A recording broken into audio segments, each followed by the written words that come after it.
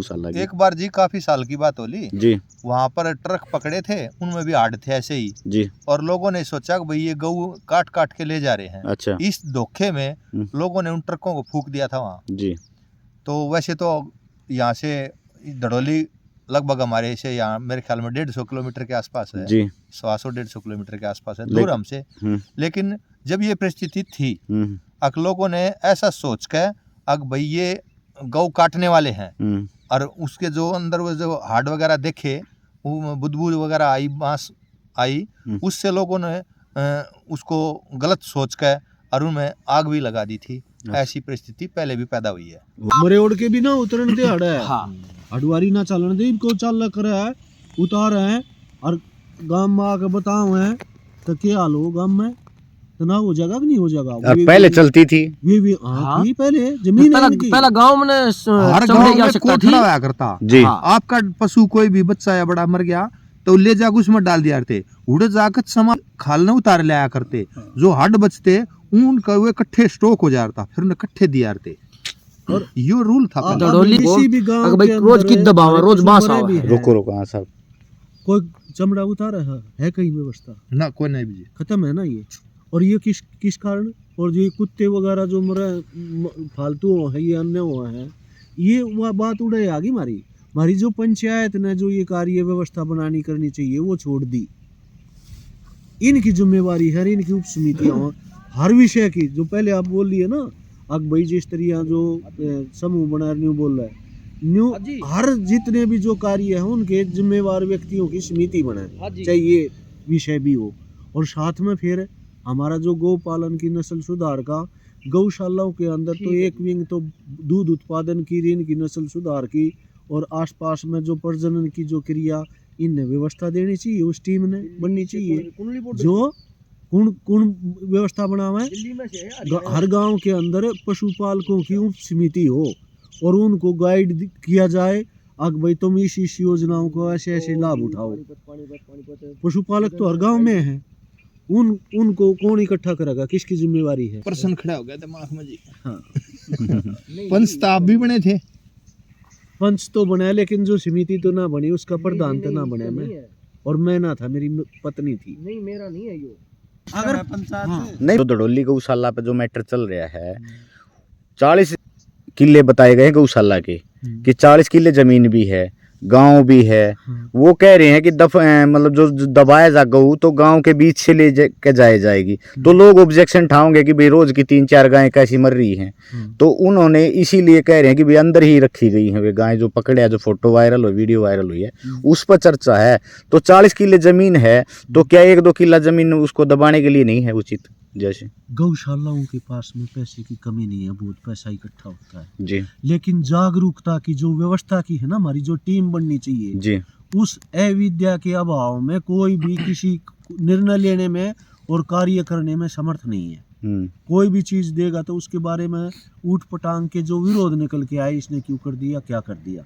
नहीं तो व्यवस्थाएं बनाना चाहे तो जो विधि विधान हम सारे बैठ के अगर विचार करें भाई कैसे दिशा निर्देश के अंदर हमने सारे कार्य करने पड़ेंगे एक संविधान हो हमारा कार्य करने का और पूरा जो समाज हमारा जागरूक हो तब ये चीज मिट सकती है। क्यों लोगों के मन में तो भावना ये जा कि 4000 के आसपास गायें हैं। हाँ। तो सर्दी में भी और गर्मी में भी गायें हाँ। चली जाती हैं। तो लोगों की तो भावना माता से जुड़ी है भाई ये हमारी गौ माता है। हाँ। उनको तो दुख हुआ है जब उनके सामने से वो लेके जहाँ गाड़ी वगैरह जो उन्होंने बताया है। हालांकि मीडिया किसी बात की पुष्टि नहीं करती लेकिन उन्होंने जो बताए हैं जो वीडियो चल रही है आज के दिन वायरल हो रही है उन्हीं पे बात है ये उन्हीं का मैटर है। तो लोगों की भावनाएं कैसे बदली जाए तो हो सकता है बीमार होकर गुजर जाती हैं। देखो जो गाय है ना ये तो हमारे को धन उपार्जित करने का सबसे उत्तम साधन है जी।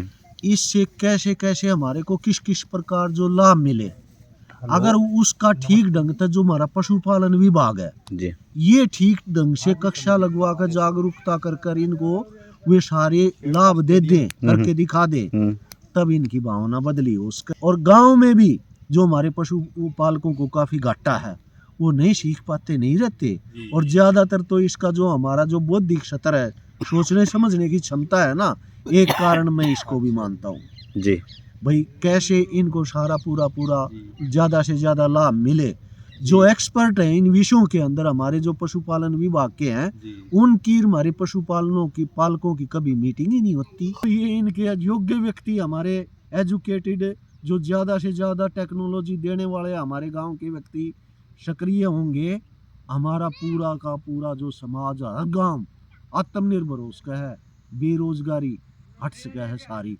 ऐसी हमारी जो इसमें पंचायत के जो विधान बना रखे हैं, ऐसी व्यवस्था सरकारों ने दे रखी है। हाँ श्रीओम जी बताओ किसान आंदोलन- पुराने टाइम की बात जो आप बता रहे थे दड़ोली गौशाला की। एक बार जी काफी साल की बात होली, जी वहाँ पर ट्रक पकड़े थे, उनमें भी हाड़ थे ऐसे ही, जी और लोगों ने सोचा कि भाई ये गऊ काट काट के ले जा रहे हैं। अच्छा इस धोखे में लोगों ने उन ट्रकों को फूंक दिया था वहाँ। जी तो वैसे तो यहाँ से दड़ोली लगभग हमारे से यहाँ मेरे ख्याल में 150 किलोमीटर के आसपास है, जी 150 किलोमीटर के आसपास है, दूर हमसे। हम्म, लेकिन जब ये परिस्थिति थी, हम्म, अक लोगों ने ऐसा सोच के अक भाई ये गऊ काटने वाले हैं, हम्म, और उसके जो अंदर वो जो हार्ड वगैरह देखे, वो बुदबुद वगैरह आई, बांस आई, उससे लोगों ने उसको गलत सोच के और उनमें आग भी लगा दी थी।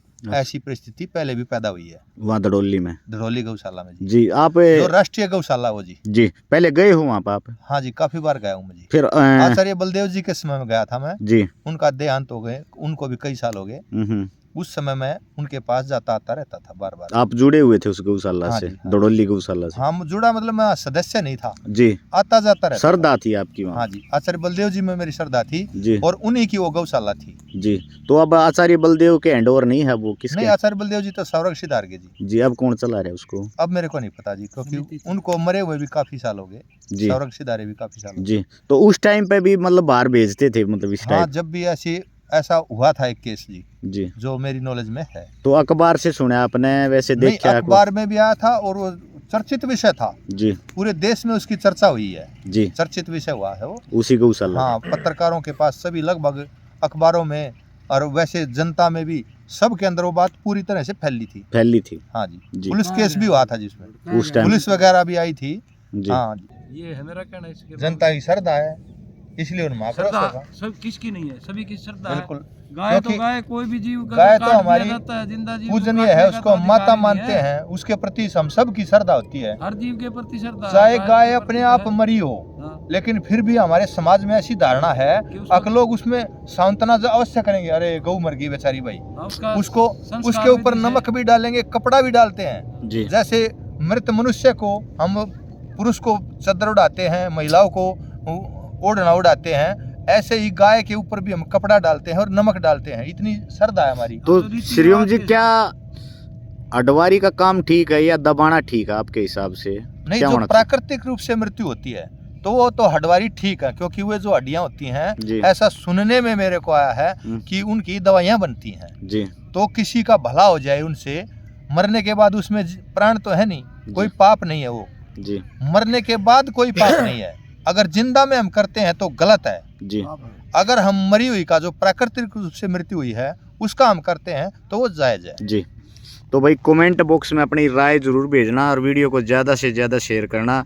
ये विचार थे, हम बैठे हैं गांव खेड़का गुजर में बैठे हैं और काफ़ी विद्वान लोग बैठे हैं यहाँ पे, चर्चा हो रही थी दड़ोली गौशाला को लेके भी चर्चा हुई है यहाँ। तो विचार जरूर अपने प्रकट करना, कमेंट बॉक्स में राय लिखना और गौ माता के प्रति भी जरूर लिखना कुछ ना कुछ, जो भी आपके दिमाग में कमेंट है। अगर भाई इसको दबाना ठीक है या अपने आप जो मृत, जो बुजुर्ग गौ मृत हो जाती है उसके लिए ये तरीका ठीक है, अपनी राय जरूर देना। वंदे मातरम, जय गौ माता।